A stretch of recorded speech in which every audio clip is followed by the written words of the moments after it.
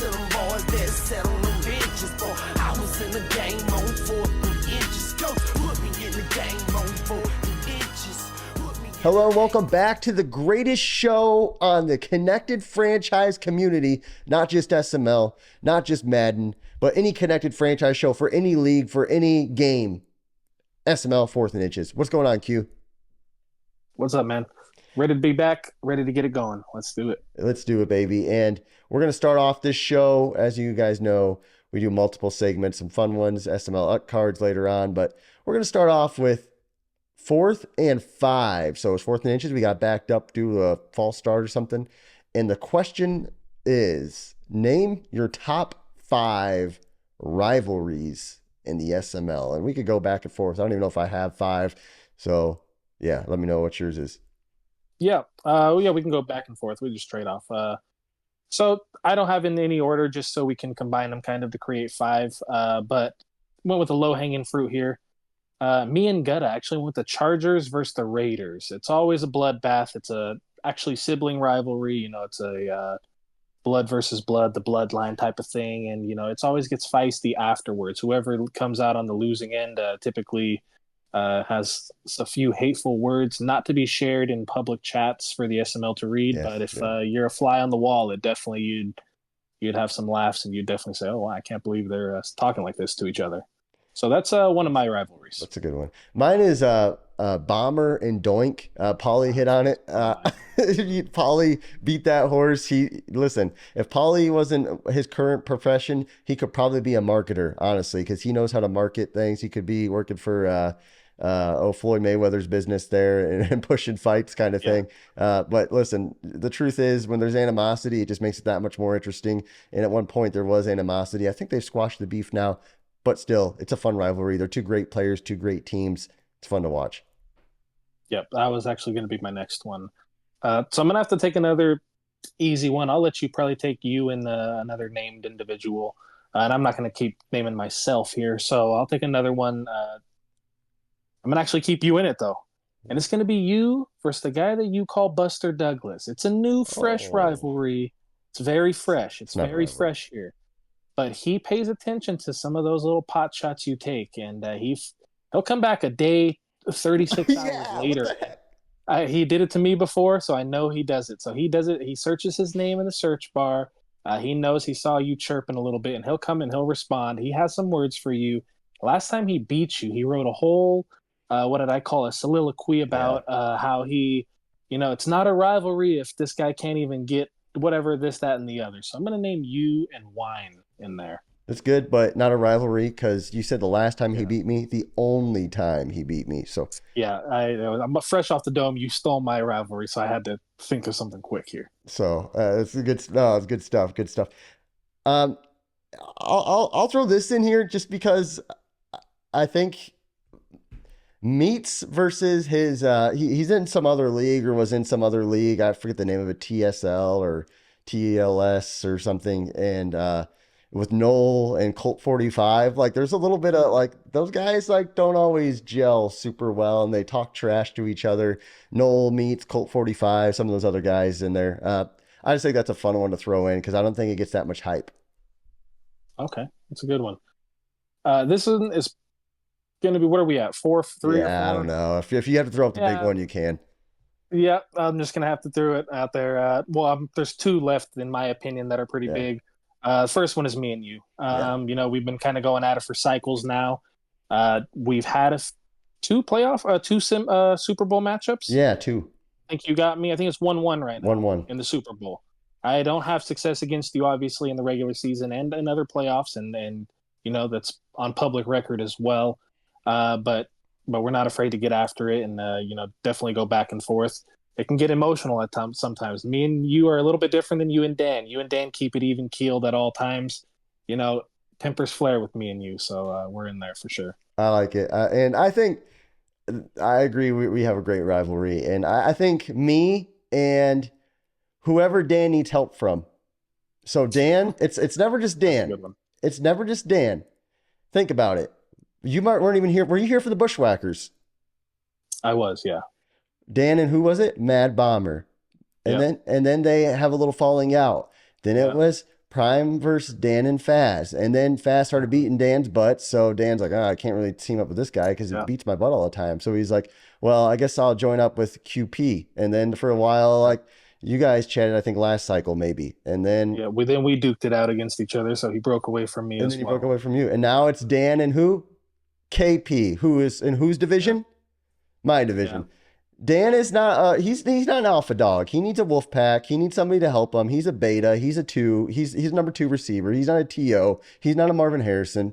He's not a Jerry Rice. So that's a good rivalry. I have fun with it and look forward to playing him week 15 to meet him in the playoffs. Dan might get you. No, not happening. It's neither here nor there. Not happening. All right. Let's move on. Narratives. Speaking of the fun stuff in the SML. Q, what do you think is the narrative of the week in the SML? Yeah. When we were in the chat, I was thinking in my head, I was like, maybe this is not the best idea because I actually play him this week. We go at it this week, and it's going to be the guy yet again. I know we've mentioned him once already, and he's starting to get a little bit more popular in the SML networks and in the public chats with some of the things he says, and rightly so. And the narrative that we're going with is that the guy you call Buster Douglas, a.k.a. Still Picture Dunker, he looks like Tyson Chandler. If you look at the picture, the guy is dunking it, but the ball's never in the rim. It's just, his hands are up near the rim, ball's near the rim as well, never in the rim, never in his hands also. But it's the guy looks like an athletic specimen. But the narrative to not keep going on. I don't know if you've noticed this. I'm listening. You chirp at him. I've made some comments. Doink has made some. Doink has subtle shots at him. A lot of guys that are champions, a lot of guys that have winning records make their shots, and he might come back with something, nothing big. But then you look, and there's random attacks on guys like Fins. Oh, not Fins. Household names, veterans, guys that have been around, guys that are respected, guys that have earned their stripes. Let's just say it. They don't have to earn their stripes field with hardware. They don't got to wear hardware on the rings to be, captains. Yeah. They don't have to be. Yeah. And he Matthew Slater types. Exactly. Great example. Great example. Matthew Slater, Hall of Famer, but he's not going to be in the snap. If you Google him, you're going to say, how's this guy? A little, couch potatoes won't know. Yeah, couch potatoes. But, so he attacks Fins. I see when Tiny says something, it's like, is this guy that wins no games talking? Or something, it's attacks like this that he says. And then I saw one other thing was you got to win a champ. In order to make it to the SML, you got to be a primer champion. Ooh. I don't know a lot of guys in the call-ups, in the tunnels that were primer champions that have gone on to be successful in the SML. He doesn't seem to attack the big dogs like you, like Doink, like Dan, but he attacks the little guys, little pups. What do you think? I poked at that the other day in chat, and I might have worded it poorly because one thing I do, I just type stuff, and I don't even proofread, if you guys don't know that by now. But, yeah, he doesn't go at the big dogs, and I think that's a sign of weakness, and that's what Buster Douglas probably would do in real life. So I'm not surprised at the end of the day. If you're posting still picture dunks, if you're poking at guys who are... And no shot at Fins here, but sub 500 career player probably. It's just because he feels like he can, and that doesn't do much for me. I don't know. That doesn't do much for me. That's no better than me poking at Gilbert or something. Like, what's it doing for me? I don't know. That's why I don't do it. But hey, that's Wine's gig. Let's move on here. On the spot, and this is literally on the spot because I know you don't even know what these questions are, and I copied and pasted these from like a week ago. I'm going to read this because I don't even have this memorized. Assuming similar power disparity that we see in Madden 24. Let's just forget that happened. This is how a simple person would ask this. Should abilities be turned off for next cycle? If the abilities are the same. Because you see the teams that grow really good and the teams that suck. It creates let's just say the dump example, and then some guys like that don't get the dump type of team, and then it's hard for guys to win. You don't think they should?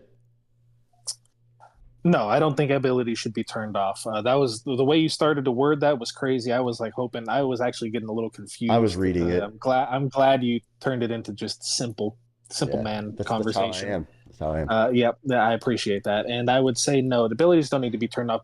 Dump is an anomaly. Dump's not. How often have we seen? I've been in 21, 22, 20. I've been in 3 or 4 Maddens now, Yeah, cycles in the SML, and that's a long time. That's over 30 seasons that's if a you long think time. about it. That is a long And time. in those 30 seasons, It's you like don't half. see. That's a long time. Exactly. Bro, I you've been came here in for a season 30. while. Holy I cow. came in season 32 is when I came in, I'm surprised you and didn't quit or get kicked by now, honestly.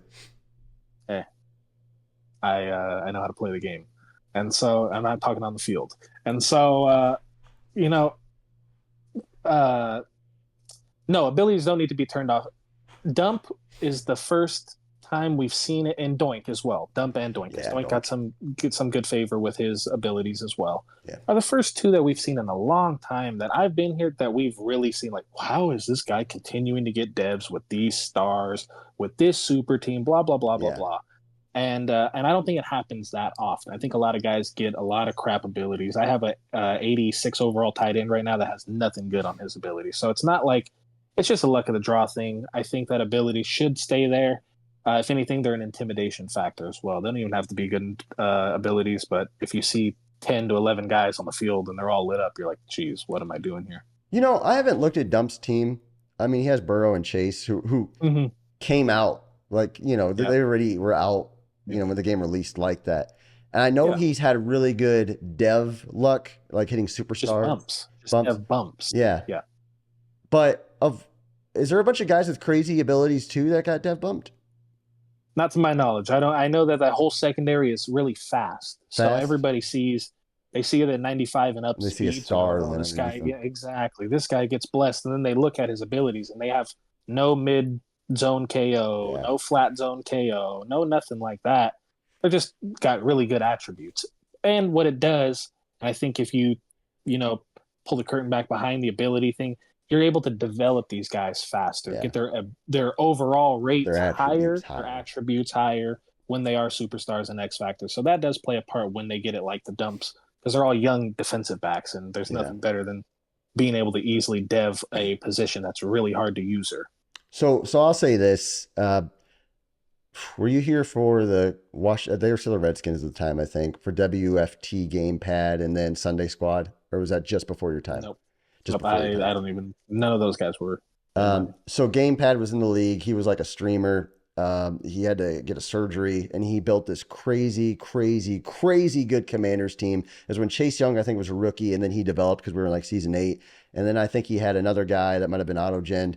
And it was right when I think abilities came out, and you would literally snap the ball, and they would sack your quarterback in literally a half a second. And he had like who was Dwayne Haskins? He was like 99 overall, X-Fact. Like it was the craziest Madden team ever. Yep. Like you could pick up the control. That's probably the best Madden team I've ever seen. I think Sunday won 1 or 2 Super Bowls. I beat him to finish it off. But Dump's team isn't that good.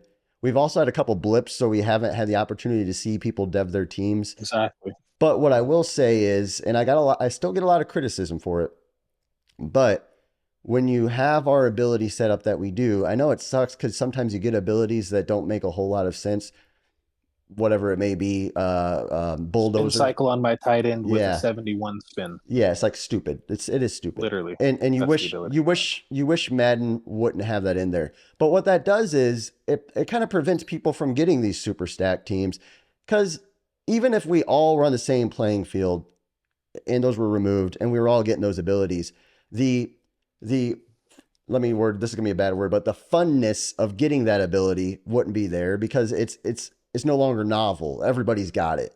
Everybody's playing with the same type of team then. Everybody's got jukebox. Imagine if we all had set feet lead and route lead inside stuff. So we could create our own routes. Yeah. And honestly, in the NFL, how many quarterbacks truly are worthy of set feet lead? 4 or 5, maybe? 4. And inside stuff, defensive tackles, same thing. Aaron Donald, maybe, stuff like that. So I think as dumb as how our abilities are at times, I think it does a good job of preventing us having literal mutt teams by the time we're at this point in the cycle. Because whether you want to slice it, you feel like we're at the end of a cycle. We still have this season and 2 more to go. We're going to be playing this game for another 3 months. I mean, so to me, I think I wish they would find a way to balance that, but it is what it is. Well, the 85 overall, just one more point. The 85 overall and above reroll rule that we have as well also helps as well as the cycle continues, because so many teams, like you said, and we've said, they get so good Yeah. and they have recuperation, Yeah. energizer, these abilities. And you're like, man, if only I can, he's an 89 overall now, I can re-roll him, I can get the great abilities. But he can't, because he has already, 14 other guys lit Yeah. up. And I'm just talking about so many teams. I'm not naming, I mean, Yeah. myself Myself included. So, included. yeah, so I think that us having that rule also keeps it interesting, keeps the ability still where it's fresh. So a guy like Doink gets that rare occasion set feet lead type of ability, and we all just hope for the same thing. So It's good. One more on the spot question here. Should sliders ever be adjusted early in cycle to address unideal gameplay? You could say pass rush sliders or offensive line XP, or Dan's always got the field goal. He wants the field goal once tweaked a little bit. What's your thoughts on that? mm-hmm. Yeah, I actually agree. We used to have in the league that Gutta used to run for a brief period of time. We had the speed threshold. I don't know if you remember that used Yeah, to be a I big remember that. thing. Where back this was back when you could dive 5 yards. You press square and your D tackle dove 5 yards and tackle the running back. So that speed threshold where the running back gets past the D line. Now you don't see it because how athletic the defense is. Yeah, But I think mainly for the field goals. I think that it's getting really old. I just had it the last game. You get a stop on the 47-yard line. Like, yeah, think about that. You get a stop on the 47-yard line, and this guy gets a easy 3 points to keep his drive going, and that's a big deal. You is. never see that in the NFL. If you look on cameras and you see them, the 47-yard line is very far away from the field goal. Like when you're Yeah. watching regular football. So I definitely think just for that topic, just for that maybe, and if you could lower like field goal blocks, I would say lower a threshold for that as well, just because it doesn't happen too often. Yeah. So I wish you could tweak field goal blocks. I don't think you can, but I think it would. So years ago, I actually did used to tweak sliders. And I don't know if I would keep up with it after we did updates, like game updates, but Operation Sports at one point was like the premier forum for Madden and NCAA. And Mm-hmm. there was a group of people who would make sim style sliders based on a bunch of practice and training, and people a lot smarter than I am. And what I would do then, I would take those and I would run a test franchise. This was when I was younger and I wasn't married, and I'd play all the time, and I was better than I am now. And I would then tweak the sliders that would be better for our league. And I think that was a great fit for us. I just don't have the energy to do that anymore. But I do think instead of getting a whole new slider set, I would be open to in Madden 25.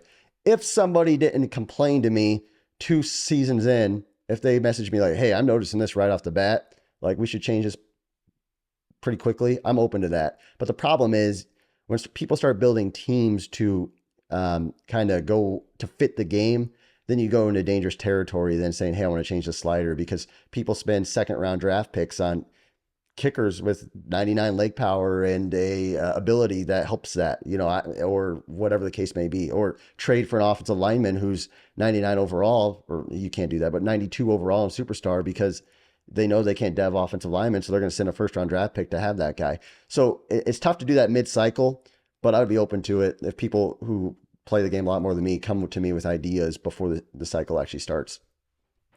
So, yeah, well said. So we're 18 minutes in. We're going to go through these topics here pretty quick. 2 more topics to go here. Around the SML is just, hey, what's going on in the SML? What's popping? What's not? QP, anybody you want to point out or spotlight? Yeah, I actually want to keep it in my division. Going to keep it in the family actually here.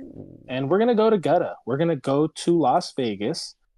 And Gutta is 7-1 right now. He's quietly 7-1. He's at the top of the AFC, Crazy. which is easily the harder conference. Yeah. I'm not saying the ring count. Yeah, you can count it however you want, but it's a harder conference, and it's easy to see that.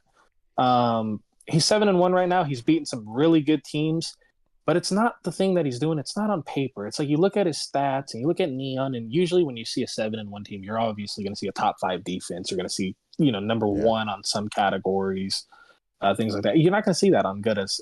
He doesn't have that. He he just gets it done. You Yeah. watch his game. I watch all his games because he always texts me. He's always wanting tips. He's always asking what he should do, this, that, and the other. He can deny it all he wants, but I'm not. It is what it is. And so I watch all his games. He just is methodical. The guy just plays the game. He does it the right way. It reminds me of like how do I put this? It reminds me of like a Mexican Matt, in the sense that he plays their game the right way. He's going to run the ball well. He's going to run it hard. He's going to run it a lot. And he's going to take the passes you give him. He doesn't get cute. He doesn't get fancy. He's played with Tua for, 2 straight cycles or something? I don't even know. He's had some trash bag, 88 throw power style quarterback. He keeps his quarterbacks like these low-armed guys, and he just rides it out all cycle. Yeah. Rides his roster out without much change. But right now he's doing it. Right now he's built that front seven very nicely. Drafted a D tackle I told him to get. And I just want to, I kind of long-winded that one, but I'm going to say Gutta definitely, he doesn't get a lot of spotlight because he's not, if you know him, lovable guy, funny guy, always makes you laugh, but he's not in the chat a lot during the daytime where a lot of guys are active. So put some spotlight on him. Yeah, that's a good point. He hovers around 500 a lot, and then he's not, he doesn't show his personality a whole lot in chat, so then naturally he doesn't get the attention. But I agree. That's an impressive start to this season. And a guy who, I think this cycle I'm 1-2 against him. I think he's got the. He plays me great every time. He plays me really well, and I respect that. Yeah, Fins for me. I just want to highlight Fins. I think he's leading his division right now. Last cycle towards the end he was playing really poorly, and it was like, oh man, this sucks. But he's turned it around. He's gotten better each season. He made the playoffs, I think, or he was close to making the playoffs, or he actually did make. No, he played you in the playoffs. He played me. And then that obviously you are a great player, and that ended poorly for him. But it's different in the playoffs. It's different. That happens to everybody, though. It's not just Fins. Yeah. But I say that to say he's like leading his division again, so it's not a fluke that he made the playoffs. He's running the ball. He's developing a team. He's developed a running back. He's developed a quarterback. He's got some receivers. Great he's developed defense. Yeah, I just want to spotlight that. That's impressive to me. Yep. Final topic here on our show. Always a fun one. SML-UT. The SML-UT cards. Q, we're going to start with your card, and I'm just going to read off the attributes here, and we're going to flash it. So here he is, 89 overall. Gunslinger. I actually gave you that ability. And I'll explain why I gave you that ability. So I gave the Gunslinger because I feel like out of everybody in the SML who I play or who I watch play, you have the most Brett Favre-ish style of playing. It's fun for me to watch. You don't care if you're going to throw a pick, like you're going to try to rip it in there, which is fun for me to watch. Attribute-wise, 90 in passing. Your lowest rating is 85 in rushing and rush defense, but 92 game management. Just a solid card all around. 91 offensive IQ. You guys can see it on the screen. 89 overall. X Factor. Gunslinger ability. How do you feel about your card? Yeah, I like the Gunslinger one, obviously, better than the one that we put in the chat. I forget which one that one I was being a jerk. Yeah, but it's not a bad one, obviously, as well, especially for chat purposes. I think that if I remember, it's been a while, but if I remembered, I thought my game management should have been lower. I think I even rated myself pretty low in game management because you've even pointed out I'm that guy that is gonna, instead of getting out of bounds, I'm gonna fight for 2 yards for no reason. It pisses me off when I see it. It pisses me off when I get tackled and then I have no time left and I get nothing out of it after a good drive. But I'm going to do stupid stuff like that, and that's not good game management. I thought my clutch gene should have been maybe a little higher, especially when you watch a lot of my game. I close a lot of games out. You close a lot of games out. Actually, with game-winning offensive drives. And so I like the card, obviously. I'm definitely a higher-rated guy, and I always love that. So. Yeah, I would have flipped your clutch gene and your game management. I mean, your game management's not awful. You still win a lot of games. But like you said, sometimes you will get the extra 5 and lose the time or whatever the case is. And it's like, no, why would you do that? But I mean, X Factor, I like the ability. I think your rushing was a little low too, 85. I think you're pretty good with the sticks. Bean's probably one of the shiftier guys in your top 3 shifty. That could be due to low volume of running, I would say. Yeah, Maybe. yeah. Some people don't think about that. They don't think about it, but yeah, good card nonetheless. Let's move on to our second card. Fig Newton and the Buffalo Bills, 69 overall. I gave him a crusher ability, and people are like, why did you come up with crusher? Well, I just kind of pulled it out of my butt here. I just figured he's crushing beers. The guy looks like he's hungover. He's on his knees, holding his knees. Looks like he's got a headache there in the picture on the icon. So I'm like, look, that's probably Fig Newton on a Friday night. 71 passing, 73 rushing. You see the abilities or ratings here. 65 game management. Hey, almost 70 overall. Normal dev, 69 overall, crusher. What do you think?